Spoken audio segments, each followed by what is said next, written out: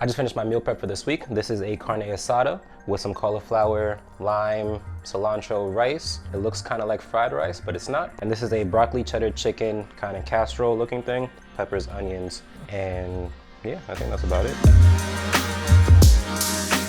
So I'm going to do this video a little differently. I'll be doing a voiceover the entire way just to try to make this video as short as possible. This meal prep started the day before. As you may have noticed, I'm in a different shirt from the intro. That's because I wanted to marinate the flank steak overnight. So I started with half of the cilantro. The other half will be used for the side of cauliflower lime rice. I'm not entirely sure if you're supposed to use the stems, so I left them out. Altogether, it was just over half a cup. I couldn't find my garlic press, so I just finally minced 5 cloves of garlic and put that in along with the juice of 1.5 limes. Usually it would be 1 or 2, but I needed half of 1 for some crab stuffed avocados that I had made earlier in the day. From there, it's a 1/4 cup of olive oil and just 1 tablespoon of apple cider vinegar because 2 seemed like a little too much. When I saw this, it didn't look like much of a marinade. Something was missing, so I added in about 2 tablespoons of Worcestershire sauce. P.S. I just YouTubed the video about how to properly pronounce it because this is how I said it in real time. So I'm just using some Worcestershire sauce.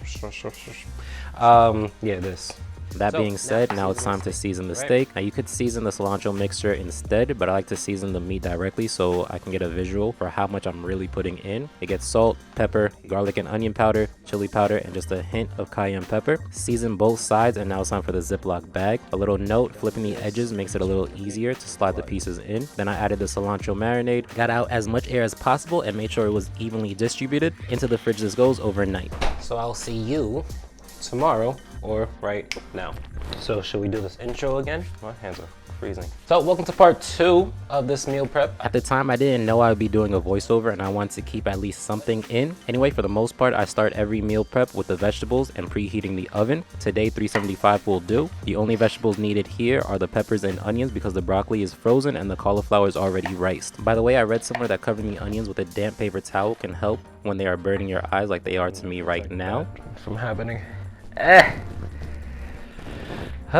Okay. The onions and peppers are going into the broccoli cheddar chicken, so I wanted the pieces small and diced. I almost forgot about the cilantro, just slightly chopped the rest of it up. Next up was the chicken. What you are seeing here is the ground chicken on one side and chicken sausage on the other. That green stuff is kale. I have no idea why it's there. It was the only one available at the store. You don't have to use sausage, but I thought it would add some more flavor here. To get it out of the casing, all I did was push the middle and squeeze it out to each side. To fully incorporate it, I'm just folding it in on top of each other a few times. Season this one with salt, pepper, garlic, and onion powder. I wasn't trying to touch it again, so I'm using a spatula this time to mix it up. Put that to the side and brought in the cauliflower rice. Now I would usually rice my own, but these were the same price, so I figured why not use this instead and save some time. In a bowl goes the cauliflower and cilantro, and I'm going to mince up some garlic cloves to go into this as well. Added in olive oil to the mix and the juice of 1 lime, season with salt, pepper, and garlic powder, and mix it all together.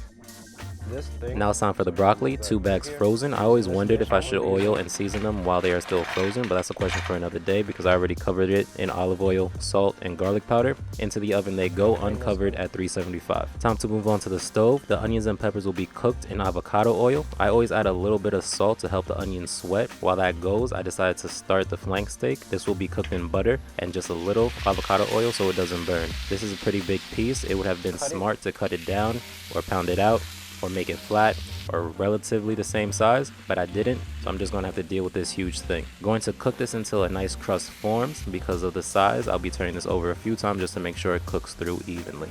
By now the onions and peppers should be done. That's how they look, just until they are translucent. In the same pan goes the ground chicken and sausage. All I'm trying to do here is break it up a little bit. For the steak, I put it off to the side and had it rest for a few minutes under this foil. I wanted to try this real quick just because of how great it looked. I need to work on my descriptions because all I said was, That is really good. by the way, that is why I cook extra on Sunday, because I eat as I go and it's pretty much the only food I have all day. Added just a bit more butter to the skillet before adding the last piece of steak, as well as the leftover juice from the Ziploc bag the steak was marinating in. Once the chicken is almost cooked through, I put the onions and peppers back in, as well as the cheddar cheese. It was at this time I found out that half my cheddar cheese was gone. What?